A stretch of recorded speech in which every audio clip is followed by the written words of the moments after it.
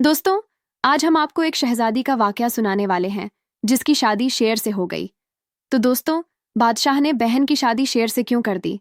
आइए सुनते हैं। लेकिन उससे पहले अगर आपने वीडियो को लाइक नहीं किया है तो इसे लाइक जरूर करें। दोस्तों, मुल्क के शाम में एक सुल्तान था जो बहुत सालों तक उस मुल्क पर हुकूमत करता रहा। उसके 4 बेटे और एक बेटी थी। वह बहुत इंसाफ पसंद और ईमानदार था। वहां के रहने वाले लोग सुल्तान से बहुत खुश थे। उसको ढेरों दुआएं दिया करते थे।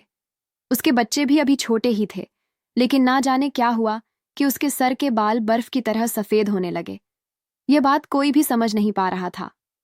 मुल्क के बड़े बड़े हकीम और तबीब आ गए। सबने उस सुल्तान का इलाज किया, लेकिन वह बिल्कुल भी ठीक नहीं हो रहा था। उसके बेटे अपने बाप की बिगड़ती हालत को देख रहे थे, लेकिन कुछ भी कर नहीं पा रहे थे। एक दिन बाप के कमरे से रोने की आवाजें आ रही थीं, तो वह चारों बेटे अपने बाप के कमरे में गए तो कहा, क्या हुआ बाबा जान, आप क्यों रो रहे हैं? आखिर आपको क्या तकलीफ है? यह कैसी तकलीफ है जो किसी भी हकीम की दवा से ठीक नहीं हो पा रही है? हमने तो आपके लिए खास दुआएं भी करवाई हैं, लेकिन दुआ भी असर नहीं कर रही है।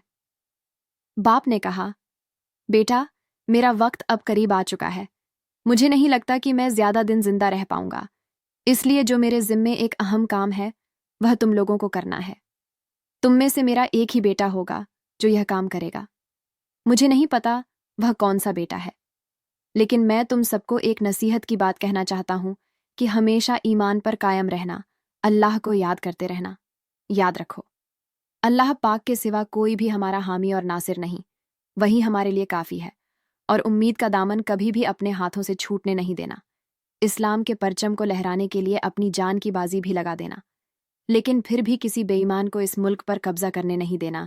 मुझे पता है कि मैं बच नहीं पाऊंगा, लेकिन तुम सबको इस मुल्क को बचाना है। बाप की बातें सुनकर बेटे गमज़दा होकर कहने लगे, बाबा जान, आप हमें छोड़कर नहीं जा सकते हैं।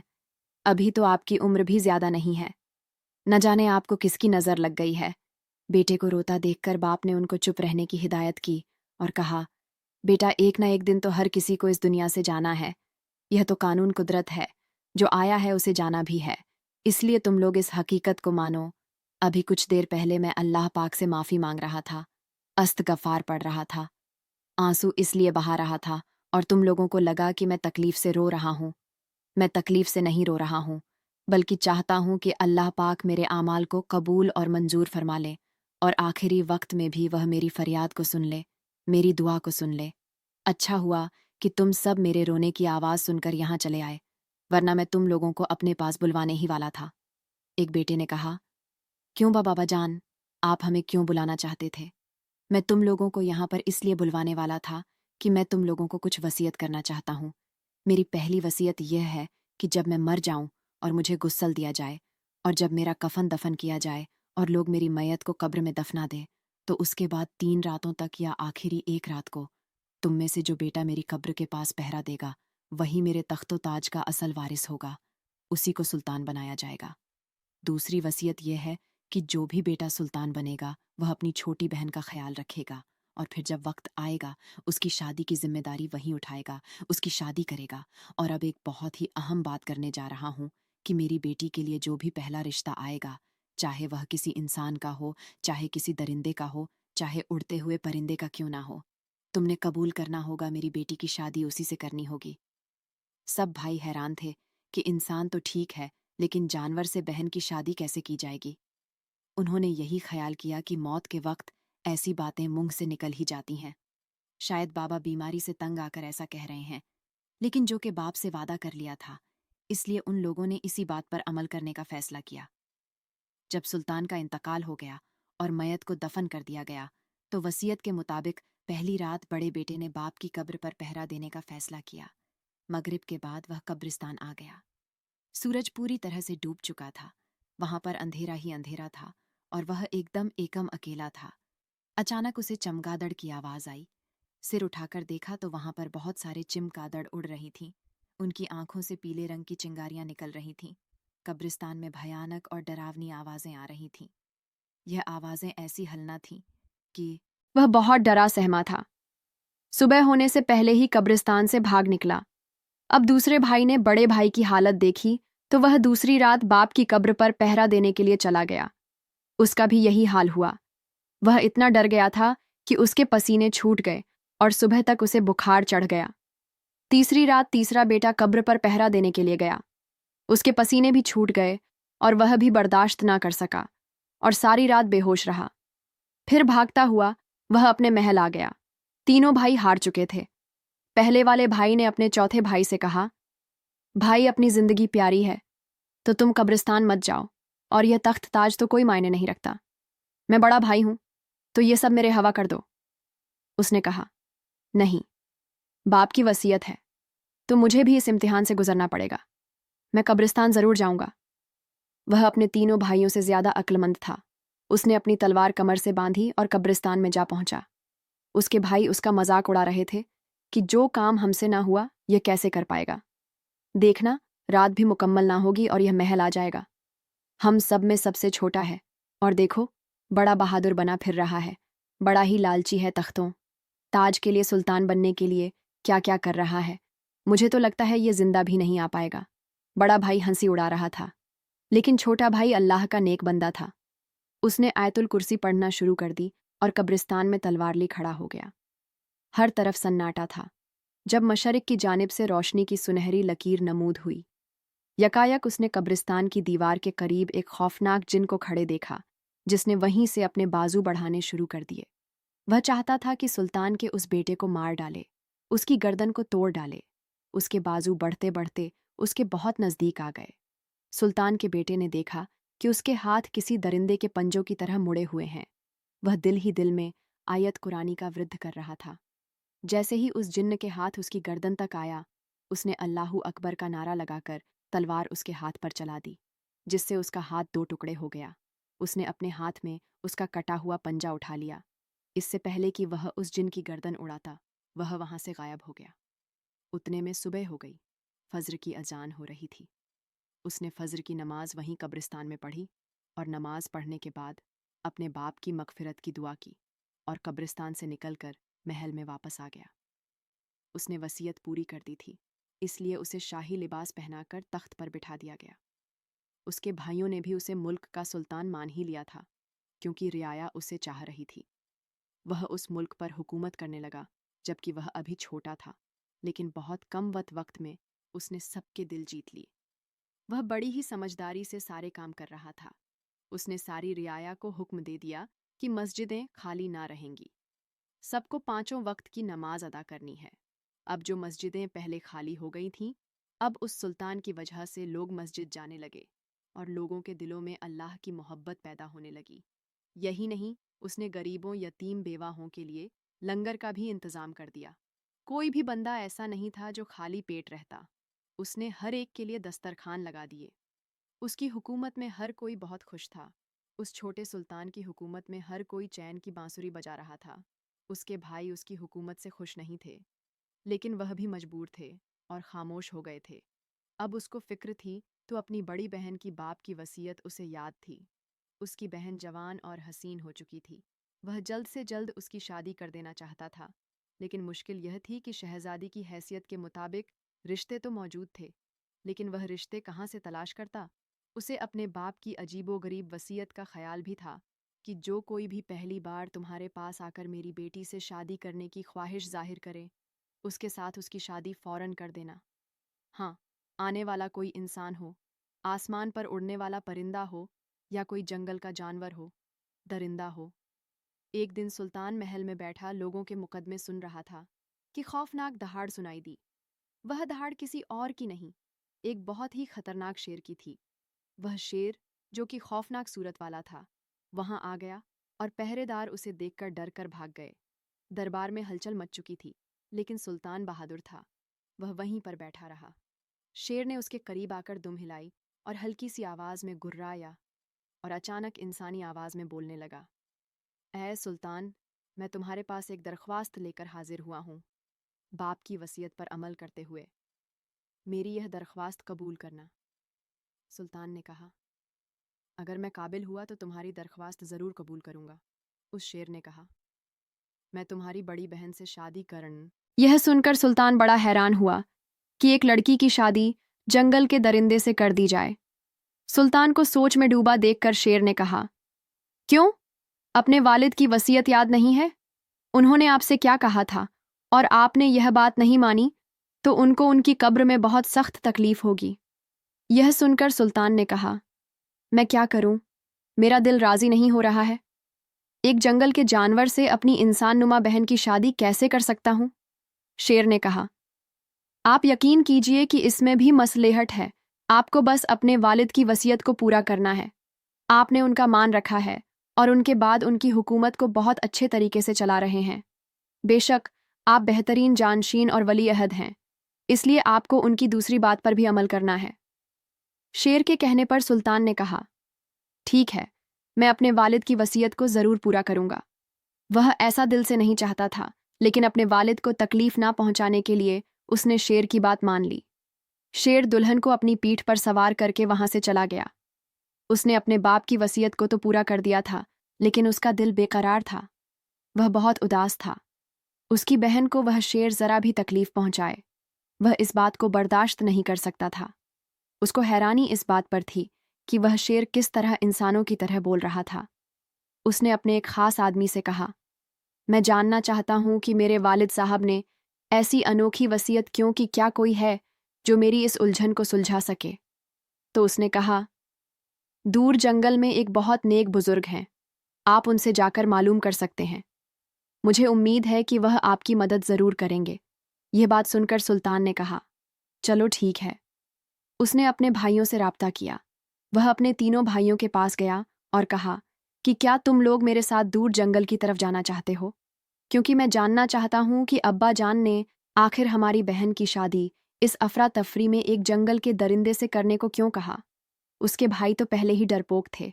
उन्होंने कहा, नहीं नहीं, हम उस जंगल में नहीं जाएंगे। सुना है वहां तो बहुत खतरनाक जानवर रहते हैं।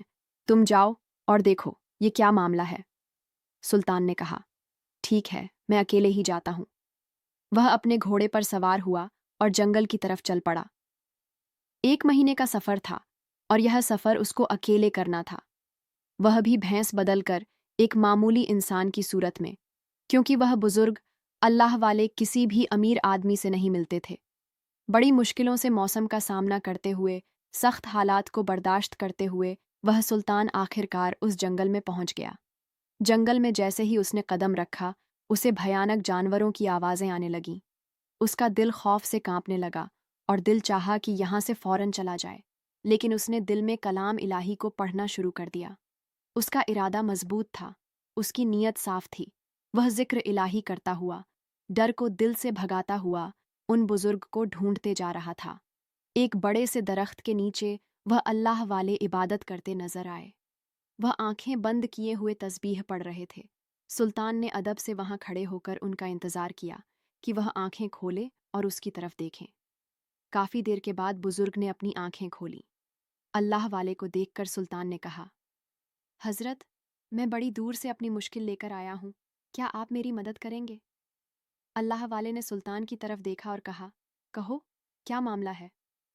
बरखुरदार तो उसने शुरू से लेकर आखिर तक अपने बाप की सारी बात बता दी, लेकिन यह नहीं बताया कि वह एक मुल्क का सुल्तान है।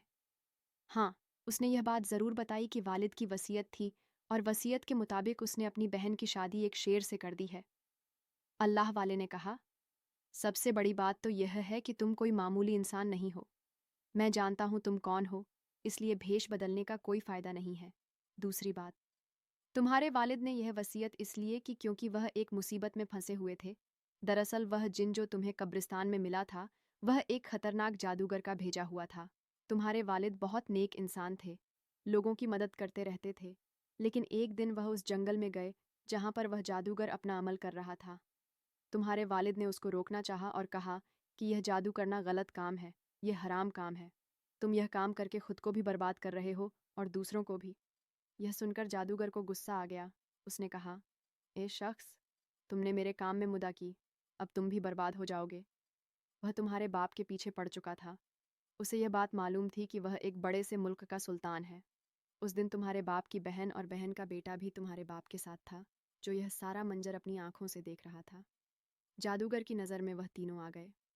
उसने तुम्हारे बाप, पर तो ऐसा जादू किया कि उनकी सेहत तेजी से गिरती जा रही थी। इसके बाद तुम्हारे बाप को उनकी बहन की तरफ से उन्हें खबर दी गई थी कि उनका बेटा एक जानवर बन गया है। तभी उन्होंने तुमसे यह वसीयत की कि तुम अपनी बहन की शादी किसी से भी करवा देना जो पहला रिश्ता लेकर आएगा। दरअसल वह यह बात तुम्हें नहीं बता सकते थे, क्योंकि तुम्हारे तीनों भाई अपने बाप के खिलाफ थे और वह नहीं चाहते थे कि तुम्हारा बाप तुम्हें तख्त पर बिठाए, क्योंकि तुम उनको बहुत प्यारे थे। इसी वजह से तुम्हारे बाप ने वसीयत की कि जो 3 रातें या फिर आखिरी एक रात उस कब्रिस्तान में गुजरेगा, अगर वह कामयाब हो गया तो वही सल्तनत का सुल्तान बनेगा। तुम बहादुर थे, इसलिए कामयाब हो गए, और तुम्हारे तीनों भाई इस काम में नाकाम हो गए और डर कर भाग गए। पर जब तुम कब्रिस्तान गए, तुमने अल्लाह के कलाम को अपने सीने से लगाकर रखा। तुम आयतुल कुर्सी पढ़ते रहे, कुरानी आयात पढ़ते रहे। इसी वजह से उस जिन का हमला तुम पर ना हुआ और तुमने उसके बाजू को काट दिया। वह जिन अब भी जिंदा है। जब तक वह जिन जिंदा है, तुम्हारा वह बहनोई शेर कभी भी इंसान नहीं बन सकता। अल्लाह वाले की जुबान से यह सारी बात सुनकर सुल्तान रोने लगा। उसको बहुत दुख हुआ था, बहुत बुरा। उसे लगा था कि उसके बाप को इतनी तकलीफ थी। उसने कहा, उन्होंने मुझे क्यों नहीं बताया? अल्लाह वाले ने कहा, बेटा, यह जमीन जायदाद पैसा है, यह अच्छे अच्छे के ईमान को बर्बाद करता है। इसलिए तुम्हारे वालिद तुम्हें ही सुल्तान बनाना चाहते थे। वह अपने तीनों बेटों की आदत को अच्छी तरह जानते थे और वह यह भी चाहते थे कि वह इस तख्त के सुल्तान बने, क्योंकि वह तीनों मिलकर उस जादूगर का साथ देते। अब तुमको ही उस जादूगर का खात्मा करना है बेटा। तुम्हारी बचपन से एक आदत बहुत अच्छी थी कि तुम कुरान पाक भी पढ़ते रहते थे और ईमान पर पक्के थे, जबकि तुम्हारे तीनों भाई लालची और गद्दार हैं। सुल्तान ने कहा, अल्लाह वाले, आपको तो सब कुछ पता है। उन्होंने कहा, हाँ बेटा। तो उसने कहा, अब क्या तरीका है मेरे पास? मैं किस तरह यह सारे मामलात ठीक कर सकता हूँ? क्योंकि मुझे अपनी बहन की बहुत फिक्र सता रही है। ना जाने वह कहाँ होगी उस शेर के साथ। अल्लाह वाले ने कहा, जब तक तुम उस जिन का खात्मा नहीं कर देते, तब तक वह शेर इंसान नहीं बनेगा, और वह जिन उस जादूगर के कब्जे में है, तो तुम्हें उसी के पास जाना होगा।